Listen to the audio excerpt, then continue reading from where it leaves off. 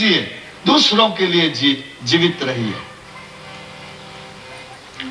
यों रहीम सुख होत है उपकारी के अंग, यों रहीम सुख होत है उपकारी के अंग, बांटन वारे को लगे जो मेहंदी को रंग। देखिए, हमारे वहां जब शादी होती है ना राजस्थान में, तो क्या होता है कि एक दिन जागरण होता है और 16 गरबियां गाई जाती हैं, स्तुतियां गाई जाती हैं कुल देवी के लिए। अपनी कुल देवी के लिए 16 स्तुतियां सारी रात में गाई जाती हैं।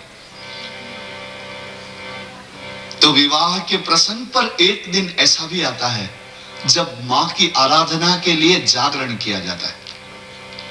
तो अपनी सगी संबंधी, बड़े उम्र की माताएं, बुआ, मामी, ये सब इकट्ठी होती हैं।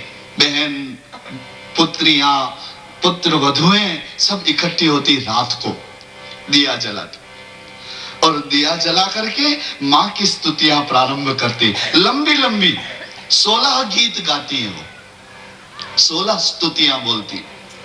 तो वहां हमारे यहाँ क्या रिवाज है कि जिस दिन यह जागरण करना होता है ना, उस दिन को ही इतने बड़े पात्र में मेहंदी पानी में भिजो देते, मेहंदी तैयार कर देते। अब जब स्तुतियां शुरू होती है तो घर की जो बेटी होती है ना, वो उठती है और उठ करके अब उस बर्तन में से सबको कहती है कि लो, ये लो मेहंदी, ये लो, तुम लगाओ, तुम लगाओ, तुम लगाओ, तुम्हारा सौभाग्य बढ़े, तुम्हारी शोभा बढ़े, तुम्हारे चूड़ियां और तुम्हारा कंकुम अखंड हो जाए, तुम्हारे हाथ हमेशा ही लाल रहें। इस तरह दूसरों को देती है वो बेटी, बहन बेटी, सभी औरतों के हाथ में मेहंदी देती है। लो, आप लगाओ, आप लगाओ, आप लगाओ। मेहंदी उसे नहीं लगानी है, वो दूसरों को दे रही है, दूसरों की शोभा बढ़ा रही है।